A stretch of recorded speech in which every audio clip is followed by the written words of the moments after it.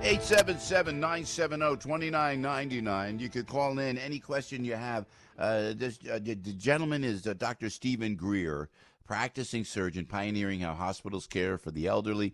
He also became a Wall Street analyst and portfolio manager 20 years ago, author of the book Rules to Stop Radicals. All right, so you can have your health or your finance questions answered by Dr. Greer, 877-970-2999. Hey, Dr. Stephen, welcome back to the show. Hey, good to be back. Well, you're the man. You are the man. You are so ahead of the curve. I got to tell you right now, and I'm telling you, everything you talked about, Dr. Greer, and I keep giving you a shout out on the program, and I did today. You talked about, and we played the audio last week. Played the audio of you just saying very casually, "Oh, we have some drugs for this virus," and you said remdesivir. You talked about hydroxychloroquine and Z-Pack. You were there. What is going on with the government? What's going on? Why did you know everything that we're finding out about 2 months after the fact, sir? Well, thank you. That's very kind of you. They knew about it. They just don't talk about it. I don't know. But people in the business who invest in stocks related to drugs, they knew about it. And that's what I do. So, I guess the Wall Street people, I think the smartest analysts in the world aren't from the CIA. They're from hedge funds. If you want to have a CIA run well, just go to Steve Cohen's hedge fund and pick them. Wait a minute. Yeah, you can give us some stock tips. Yeah, we're going to go to you for some stock. Come on, Doc, we're ready for it. I mean, but go ahead, please. I'm sorry, remdesivir got approved on Friday, the same day I said it would, because the FDA always approves stuff on Friday. So we got that right. I don't know what the stock will do today. The whole market is down, but we'll see. You said March 17th, you said the FDA could approve the Gilead drug remdesivir tomorrow on Friday, and they did. You knew that. But why is it, Doc? And then I'll move on from this because, again, I want to give you accolades, and I can't say it enough. And if you're listening, we talked to Dr. Stephen Greer, gentleman who talked to me back a couple months ago already, March 7th, roughly 6 weeks, 2 months ago almost, about that they have drugs. And then I called a friend, Doc. I called a friend who's in the pharmaceutical business. He goes, yeah, man. He goes, we knew all about this. Why it just feels, and forgive me for being conspiratorial here and being New Jersey neurotic, I'm just questioning everything. Why won't they jump on this? It's like they don't want to find a cure, Doc. Why are they holding this up? Is there a financial reason for this? Is there a political reason, like I suspect, for this, Dr. Greer? Yes, all of those. That's the topic we were sort of speculating about this last time, and I didn't know the facts. Now we know. I looked into this by calling some hospital. I got the CEO of one of the Queens hospitals on the phone, and I also spoke to a nurse. But then making YouTube viral was a nurse spilling the beans about what it's like going on, and then YouTube removed it. So these death rates coming from New York are many times greater than any other big city. There's no biological explanation for that. It's not like the people in New York are suddenly more susceptible than the people in Miami or LA. So there's two things going on. Number one, they're flat out inflating the death rates. It's a fact. We know this, that they're being encouraged to write coronavirus as the cause of death, even if they're not even tested, okay? Yeah. Why they would want to inflate those numbers is up to you. We can speculate. Now, about the drugs, they are not. This is my worst. This is what I suspected, and it's just something terrible. Is the patients are not getting hydroxychloroquine? They're laughing at it. They're certainly not getting remdesivir. That's been available the whole time. It just got approved by the FDA, but you still could have gotten it on compassionate use. So when you go into these bad hospitals in the Queens and Brooklyn and stuff where all the death rates are, they're not getting medications.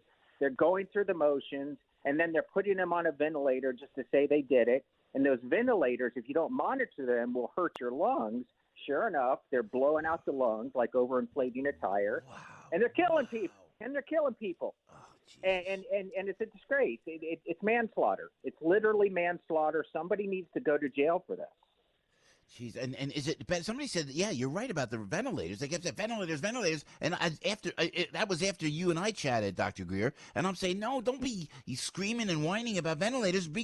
Talk about drugs. Let's get the drugs. Let's get some kind of drugs that are out there on the market already. Is a CPAC thing? You know, that CPAC thing, is that better than a ventilator? Perhaps. Well, that's just a component they found giving it along with the hydroxychloroquine. One is the Z-Pak will prevent a bacterial pneumonia. The hydroxychloroquine will prevent the cytokine storm, and it's the best thing. But better than that is an antiviral drug like remdesivir. If you give it was approved only for really sick people, on the ventilator. But if you give it earlier on, you can probably cure everybody. So that is really good news. Look for remdesivir to be approved in further studies in a pill form for millions of people to take, before they're sick and, in the hospital.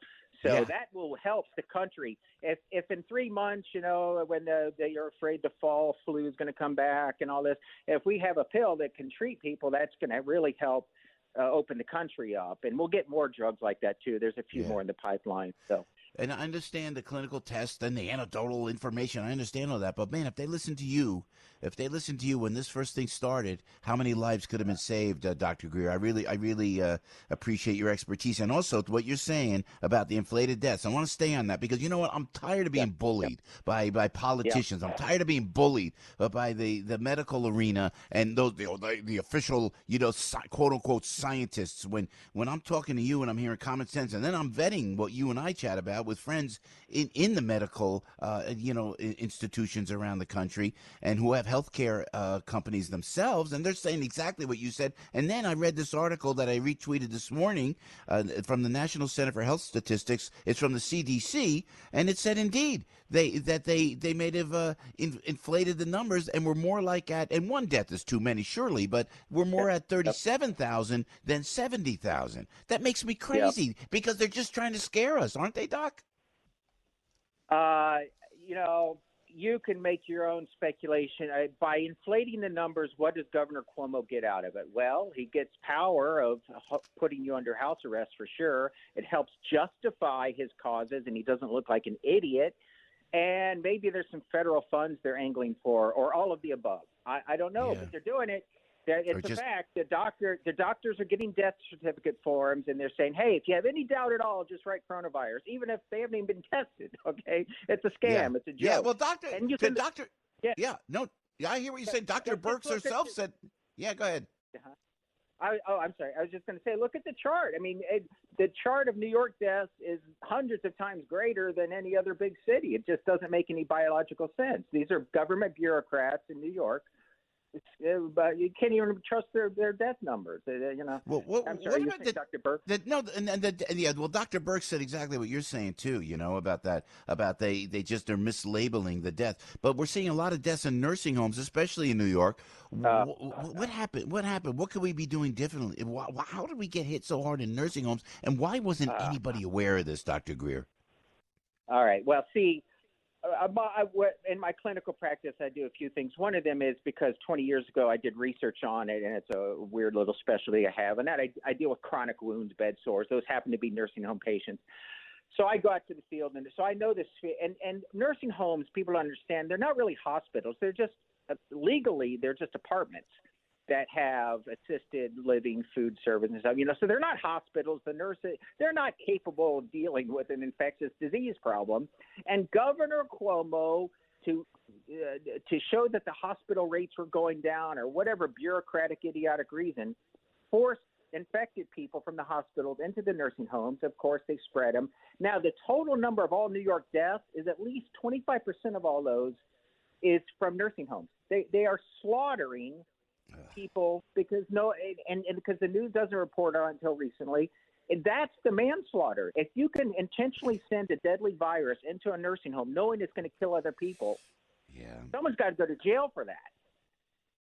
Yeah, it's inexcusable. Also, they had the beds at the Javits Center. They had the beds on the United States Navy ship, the Comfort. They came in, and a friend of ours who came on, a sheriff from Monmouth County, Sean Golden, said, "Why didn't they take the veterans out of these homes or the old people out of the homes and put Yep. them on these ships where they had room?" I mean, everything is so.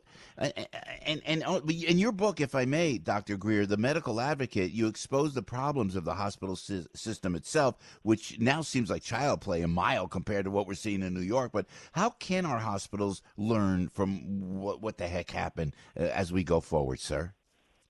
It's a unique New York problem. I don't think, I haven't heard about it, that it's happened like this anywhere else. So these horrific, idiotic moves made by the state of New York, I hopefully is isolated to New York. But in general, there's a whole bunch of problems. Yeah, just read my book. I mean, even before this stuff happened, we had a really failing healthcare system, and we'll talk about that some other day. Yeah, because man, any ideas? But how? Like, if you feel, what do we do going forward? We're going to get out there. We're going to get out and about. People are restless. I'm looking around. People are around anyway. What could we? Uh-huh. What could we do to make sure that we don't get sick, Doctor Greer?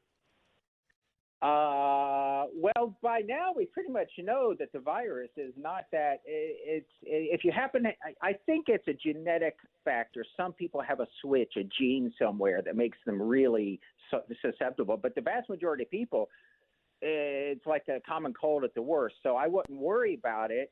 You can't control okay. If you're elderly, have immune, risk, stay away. Self quarantine yourself. That's the main priority.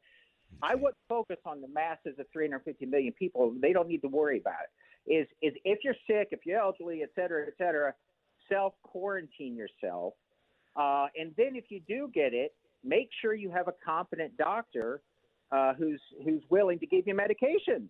Don't just sit there and wait until you get sick and have to be on a ventilator. So insist and demand that you get the medications. Yeah, tell me about this, the antibody test, the regular test. How many tests? Do they know what they're doing? It sounds so confusing to me, Dr. Greer. You're the only guy making sense. What do we do? We go, do you get the antibody test? I got to take the saliva test. Do you have to get them both? You got to get one or the other? Yeah. Is there one test we can get that will settle all the problems, Dr. Greer? Well, you're not the only one confused because there's not a good answer to that. So right now, the little point of care Abbott test that you can prick your finger and get a result, that's pretty good, but it's limited in supply. Then if you wanted to wait 2 days, you just get the nasal swab and it goes off to a central lab like Quest or LabCorp.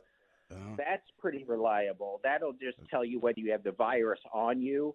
You're actively getting the virus. And then Roche just today got approval for now. In general, an antibody test says you've already had it, and that's why you have antibodies in your blood. That means you're probably immune to it based on how biology works. Okay, some people are saying, "Oh, it doesn't mean you're immune." You're probably immune to it. Okay. So if you get a positive antibody, that's a good thing. That means you can go back to work. I would start doing that with healthcare providers, people in the front line, and all that sort of thing, so they don't have to worry. And then the virus test from your nose or whatever just says, okay, stay home, don't go to work. But we're not going to be able to do that for everybody, nor should we. We don't need to. The virus we now know is not nearly as deadly as we thought. I think everyone in the vast majority of the country can go back to work, and then the herd immunity, like Sweden, will happen. So there's no evidence, despite that aging, failed former scientist named Tony Fauci, that social distancing has done anything. There's no evidence that it's done squat. And so all right. Okay. All right. That's it. You know what? Look, hey, Doc, by the way, yes, sir. Yes, sir. When Brad Pitt did his impersonation of Yeah. Tony Fauci, you know what that told me? Yeah. He's part of the far left Democrat operation, or else they wouldn't have made him look so good. That was the. Doc, I listen. I don't have an argument for you. And before we let you go, Doc, I know you're a finance expert as well. How do you think how will our economy hold up? When will we recover, Dr. Greer? What are you thinking, sir? All right, boy. The social safety nets are completely gone. States are broke, and people are not even getting unemployment. At least back in 2008, people got unemployment. Those $1,200 checks are finally getting out there. The paycheck protection loan has been squandered by big business. It's a joke. So they had better turn this economy around in the month of May. 30 days from now, maybe we'll talk again, because if unemployment, today's unemployment is going to be like 20 million jobs lost or something. Okay, if it's not better in 30 days, Trump just made himself a one-term president. Sorry, he did. You think so? Yeah. Yeah, because his base is here in Florida, Ohio. Those people are the ones in food lines, okay? This is like the Great Depression, the Dust Bowl, except we have modern vehicles. This is really bad, and it better turn around in about 30 days, or else Trump is not going to get the votes. And remember, he barely won the state of Florida and Ohio and so forth. He's not going to win that again if people are broke. So, Dr. Greer, we appreciate your expertise. Appreciate you being with us. Come back soon. Yeah, let's talk soon, because everything you've said comes to fruition. I don't know. I think the president is going to win it, but I understand, how some of us can have access to our doctors, but most of America does not, and most of America can't even get food. So I hear you. We hear you loud and clear, sir. But please come back again. By the way, the name of the book is Rules to Stop Radicals, The Medical Advocate. You got to Google Dr. Stephen Greer. We appreciate it so much, Dr. Stephen, and God bless you, and we'll talk soon, sir. Hey, great. Thanks a lot. Bye. Thank you. Pandemic 2020 has been sponsored by Balance.